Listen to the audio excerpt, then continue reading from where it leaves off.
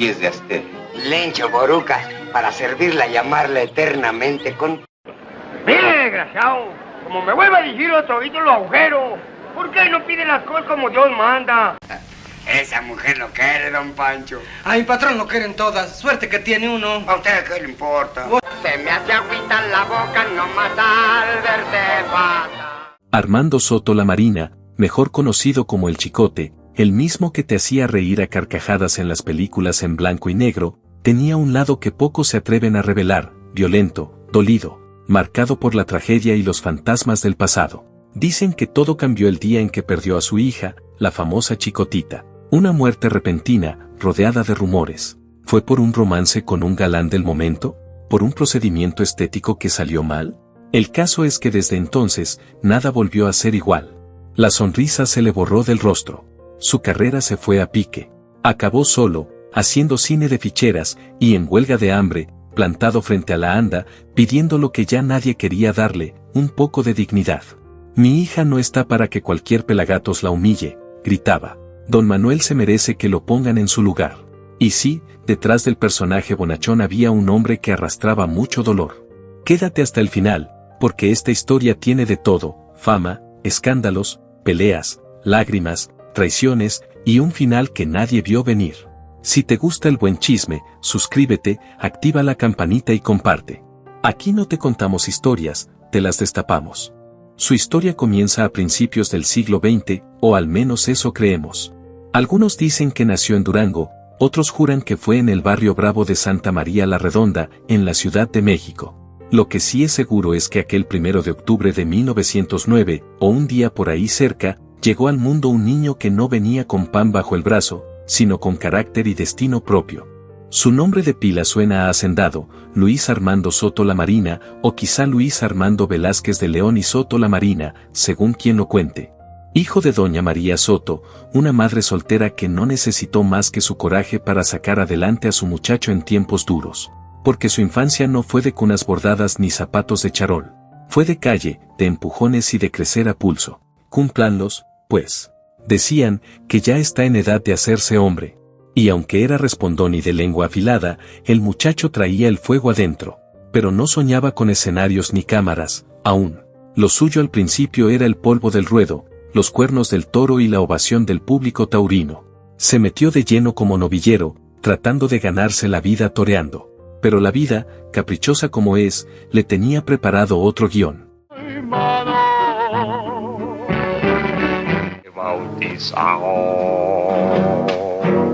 Un accidente en plena faena le cambió la historia.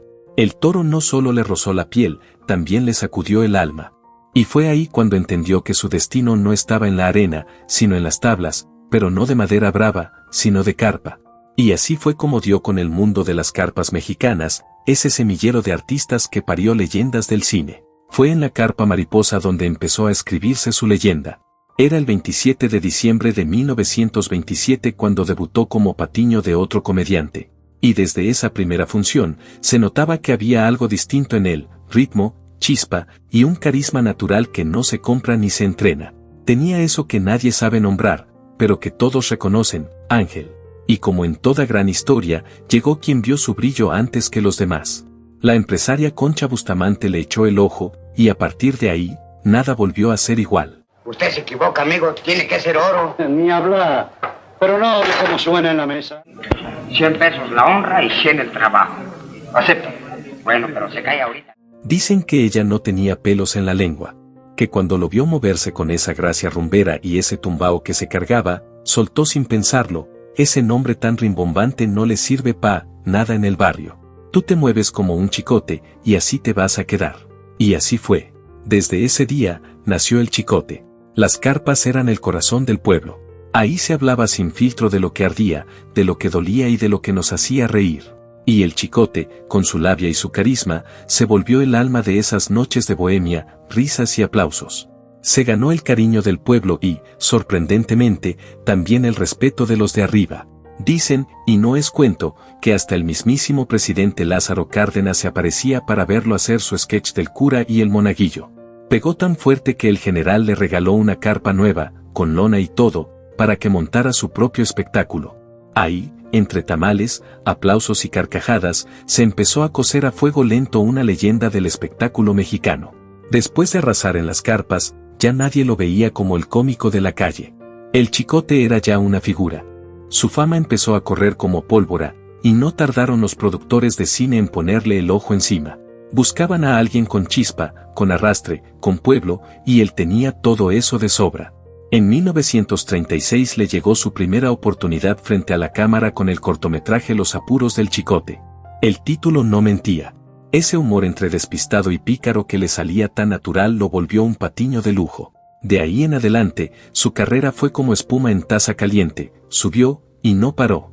Puede que no fuera el galán de la historia, ni el que salía en los pósters más grandes, pero el Chicote tenía eso que no se aprende en ninguna escuela, presencia, y una manera de hacer reír que conectaba directo con el corazón del público. Su sola aparición en pantalla era promesa de buen rato. Y aunque oficialmente era actor secundario, no se dejen engañar.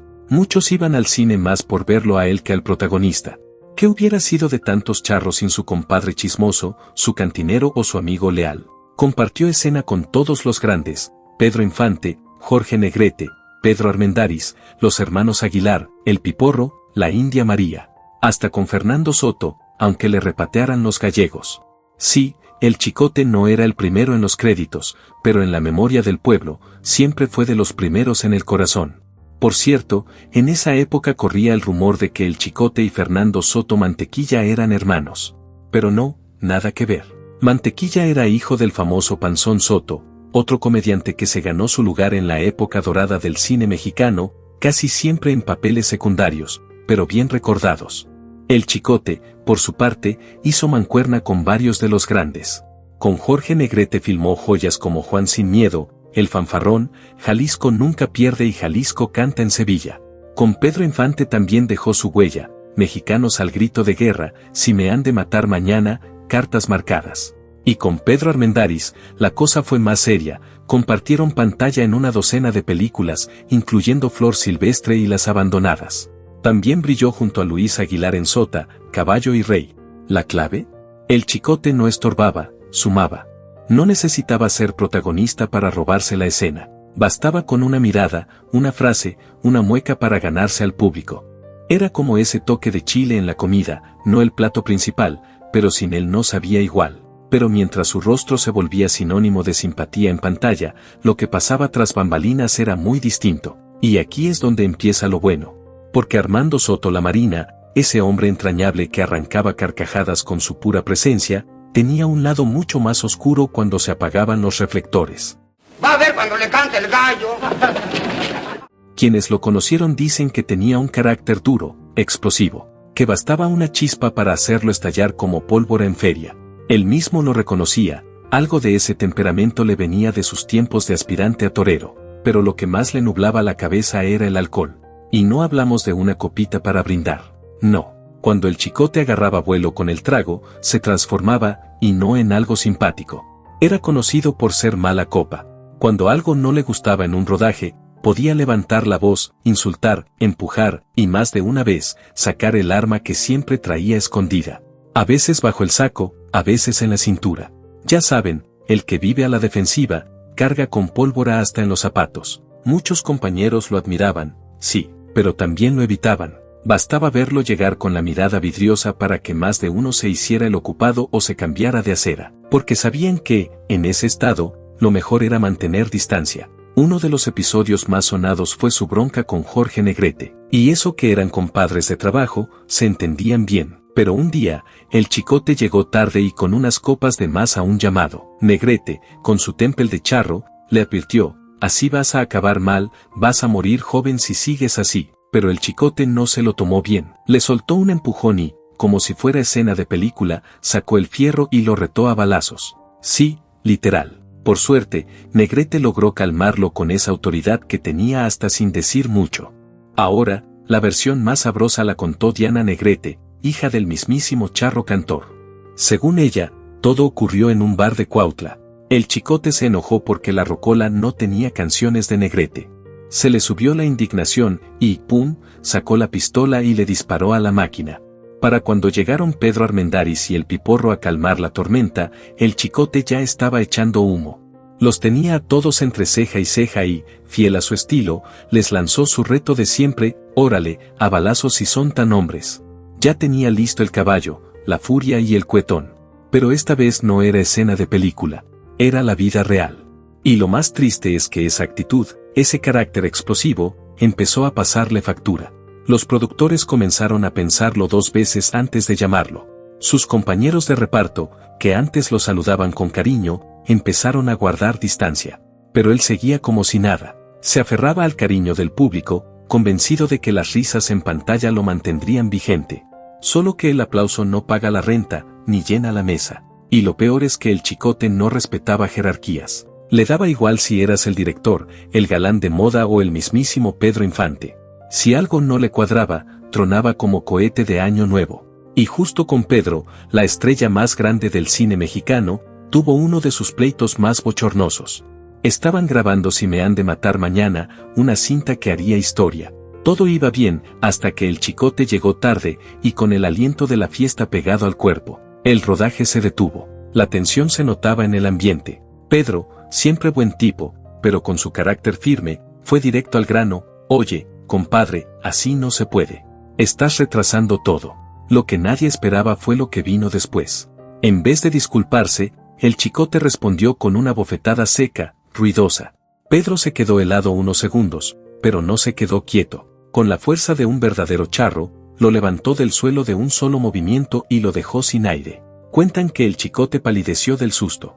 Le pidió disculpas entre murmullos y trató de componer el momento, pero el daño ya estaba hecho. Aquello dejó una huella, y no sería la última, porque cuando el Chicote se ponía bravo, nadie estaba a salvo. En otra grabación, se le metió la idea de que lo estaban saboteando porque le habían cambiado una línea de diálogo.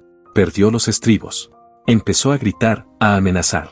Sacó el cohete sin más razón que su paranoia. Tuvieron que detener el rodaje hasta que lograron calmarlo. Con el tiempo, su fama de difícil lo alcanzó. Ya no era el comediante simpático que todos querían en su cinta.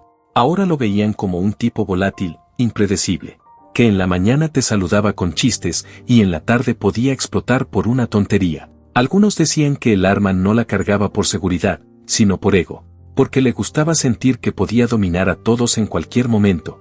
Esa necesidad de imponerse a la fuerza lo fue dejando solo. El cariño de sus colegas se fue enfriando y los contratos empezaron a desaparecer. Y como si eso no fuera suficiente, mientras su carrera se desmoronaba, su vida personal se partía en pedazos. Porque detrás de la risa fácil, el alboroto y los trajes de charro, el Chicote escondía una tragedia que lo marcaría para siempre. Pocos imaginan que detrás de esa sonrisa pícara y los albures que soltaba como metralla, el Chicote cargaba con una vida sentimental más enredada que los cables de una carpa vieja. Se casó 4 veces, sí, 4, como si el amor fuera un experimento a prueba y error. Luz María Reyes, Enedina o Anita Ibarra, según a quien le preguntes, Aurora Medina y finalmente María de la Salud. Con ellas tuvo 8 hijos. Pero hubo una que se robó los reflectores, Isabel Soto la Marina, conocida en el medio artístico como la Chicotita. Nacida en 1945, la Chicotita heredó la chispa del padre, pero con un toque propio, voz firme, presencia escénica y una mirada que iluminaba el escenario. En los años 60 y 70 comenzó a abrirse paso como cantante y actriz, con una carrera prometedora y un estilo que enamoraba. De hecho, cuentan que cautivó al mismísimo Vicente Fernández. Se rumoró que tuvieron más que una amistad. Coincidieron en eventos y él incluso la habría invitado a cantar en el programa Noches Tapatías. Pero lo que parecía el inicio de una historia luminosa terminó con una sombra que nunca se disipó. En 1973, la Chicotita murió de forma repentina y desde entonces su fallecimiento sigue envuelto en misterio. Oficialmente, la causa fue una peritonitis provocada por una perforación intestinal tras una supuesta inyección de silicón líquido en los pechos. Pero la versión nunca convenció del todo. Algunos apuntaron a un procedimiento estético mal hecho. Otros aseguraron que se trató de un encubrimiento para proteger a ciertos nombres del medio, nombres grandes, de los que no se tocan sin consecuencias. En el libro El último rey, dedicado a Vicente Fernández, se insinúa que la relación entre Isabel y Chente fue más intensa de lo que muchos pensaban. Y claro, eso encendió el avispero. Algunos llegaron a decir que ella se sometió al procedimiento por presión del propio charro. Pero como decía la abuela, cuando el río suena, Lo único cierto es que la muerte de Isabel le partió el alma a El Chicote. Nunca habló públicamente del tema, pero quienes lo conocieron sabían que ese dolor lo transformó. Se volvió más callado, más huraño, como si la chispa que antes le brotaba por los poros se le hubiera apagado de golpe. Aún aparecía de vez en cuando en pantalla, pero ya no era el mismo. Su cuerpo estaba, pero su alegría ya no. Esa herida le caló hasta lo más hondo. Dicen que desde ese día empezó su verdadero declive. Ya no tenía ganas de trabajar, y aunque intentaba disimularlo, el vacío se le notaba en la mirada, en la postura, en las respuestas cortas. El comediante alegre se había convertido en un hombre derrotado. Y como si la vida no hubiera sido suficiente, los productores que antes se peleaban por él, ahora ni le contestaban el teléfono. Su carácter difícil, sus arranques y los excesos que arrastraba desde hacía años, ahora eran imperdonables. Las oportunidades se le escaparon como arena entre los dedos. El Chicote, aquel que un día hizo reír a todo un país, terminó solo, sin trabajo y sin rumbo claro. Cuentan que para entonces, ni para el pasaje del camión le alcanzaba. El dinero de los años dorados, que no fue poco, se esfumó como si nunca hubiera existido. ¿Malas decisiones? ¿Préstamos que no volvieron? ¿Excesos? Quizás un poco de todo. O tal vez simplemente porque la fama, cuando se apaga, no tiene jubilación. Lo cierto es que se quedó sin nada, y sin nadie que le tendiera la mano. Ya instalado en Ciudad Nezahualcóyotl, al oriente del Estado de México, vivía con su última esposa y sus hijos en condiciones muy distintas a las de sus mejores días. Sin lujos, sin reflectores, con lo justo para sobrevivir y la esperanza, necia, persistente, de que algún día alguien lo llamara de nuevo. Pero los teléfonos no sonaban, hasta que un día, cansado del olvido, tomó una decisión drástica. Se plantó frente a las oficinas de la ANDA, la Asociación Nacional de Actores, y se declaró en huelga de hambre. Así, sin rodeos ni discursos, con un cartel en la mano y una silla en la banqueta, exigiendo lo que decía que le habían quitado, su derecho a actuar, su lugar en el mundo. La imagen fue dura, el Chicote, vestido con ropa gastada, la mirada seca, sin lágrimas, sin esperanza, pero con ese fuego que no se le había extinguido del todo. La prensa lo cubrió. El escándalo se esparció. Unos lo tacharon de exagerado, otros lo aplaudieron por valiente. Pero todos sabían que detrás de ese acto había un grito desesperado de alguien que no tenía ya otra salida. Y aunque su protesta no fue un triunfo total, sí logró sacudir algunas puertas. Le ofrecieron un par de papeles. Pequeños, mal pagados, lejos del estrellato. Pero para él, cada diálogo era un pedazo de dignidad recuperada. Cada libreto, un salvavidas emocional. Porque aunque el mundo lo empujaba al olvido, él no pensaba irse sin luchar. Nos vamos. Te irás tú solo, porque yo me quedo. Me quedo, y me te quedo. Volvió a los sets, pero ya no eran los de antaño. No quedaba nada de los grandes foros, de las producciones millonarias ni de los trajes hechos a medida. Ahora eran locaciones prestadas, guiones flacos, cámaras temblorosas.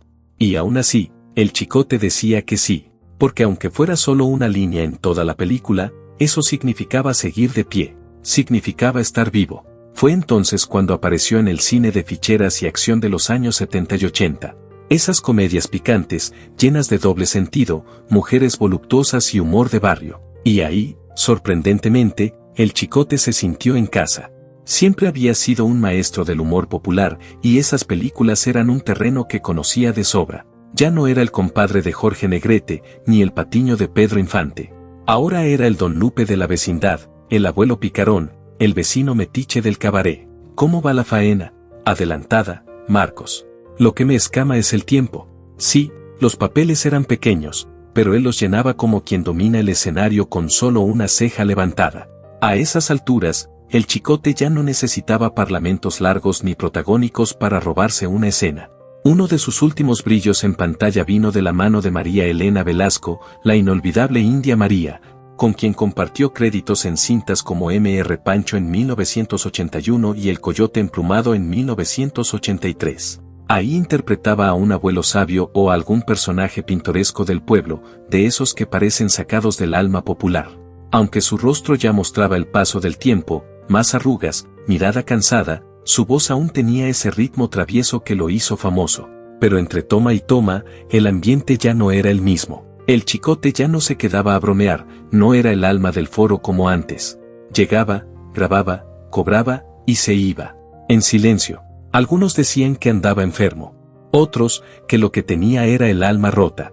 A veces se le veía sentado, en una esquina del set, cabizbajo, como si su cuerpo estuviera ahí, pero su mente muy lejos. Tal vez recordando a Isabel, su hija. Tal vez preguntándose si todo esto valía la pena sin ella. Ay, hija, te recuerdo hasta con el calor, susurraba alguna vez. Lo que más lo hería, decían los que le quedaban cerca, no era que el público lo olvidara. Era que su gente, su gremio, lo hubiera dejado solo. Que lo señalaran solo como el conflictivo, y no como el artista que llenó carpas a carcajadas y levantó escenas que sin él habrían quedado vacías. Aún así, nunca se quejó frente a una cámara. Su entrega fue intacta hasta el último día que pisó un foro. Pero el cuerpo ya no respondía igual, y aunque el deseo seguía vivo, el tiempo no perdona. Cuando llegaron los años 80, su nombre ya no aparecía en carteleras, ni en revistas, ni en las marquesinas de los estrenos. Lo que quedaba de El Chicote vivía en la memoria, en los abuelitos que lo mencionaban con ternura, en las repeticiones de la televisión de madrugada, en los libretos arrugados donde su nombre quedaba como una huella silenciosa. Ya no hacía ruido, pero seguía ahí. Tú haces lo que yo te digo, ¿no? Y si me agarran de patada, ¿qué estoy yo? ¿Para recibir la mitad? No me alegres. Soltaba aún con picardía, como quien no quiere perder la esencia. Armando Soto Lamarina vivió sus últimos años en su casa de Ciudad Nezahualcóyotl, rodeado de lo poco que le quedaba, su esposa María de la Salud, algunos de sus hijos, y el recuerdo de un país que un día entero se rió con él.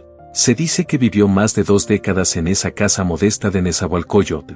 Nada de lujos, nada de vitrales ni candelabros.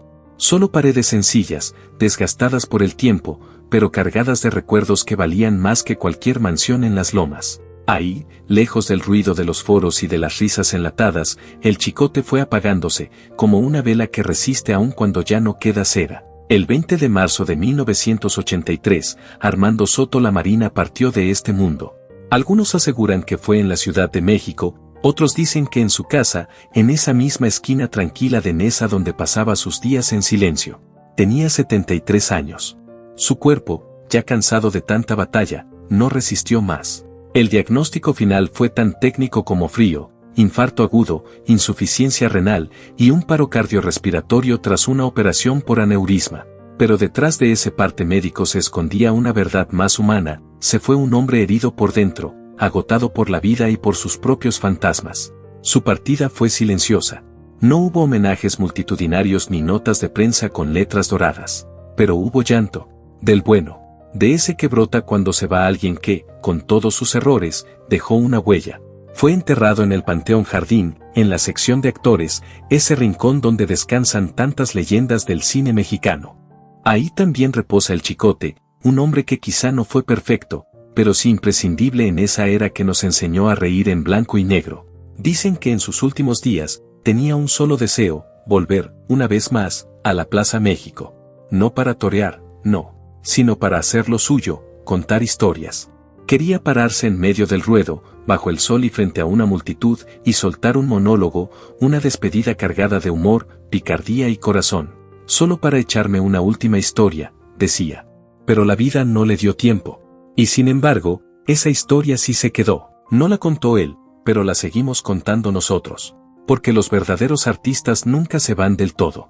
Se quedan en una frase, en una carcajada, en una escena perdida en el televisor viejo de la abuela.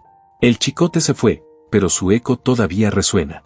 En cada película en blanco y negro donde su risa despunta, en cada sketch olvidado que duerme en algún archivo televisivo, y en cada anécdota contada entre amigos con una sonrisa nostálgica, ahí sigue vivo el Chicote. Sí, su final fue duro. Fue silencioso, lejos de los homenajes y las cámaras. Pero como dice el dicho, nadie le quita lo bailado. Armando Soto Lamarina, conocido por todos como el Chicote, no se despidió entre aplausos ni alfombras rojas. Su carrera se fue desvaneciendo con el tiempo, pero su huella quedó bien marcada en la historia del cine mexicano. Más de 130 películas, siempre como actor de soporte, pero jamás de reparto emocional. Estuvo al lado de los más grandes, sí, pero nunca fue una sombra, fue luz propia que supo cuándo entrar y cómo hacer reír sin robar escena, pero sí quedándose en el recuerdo.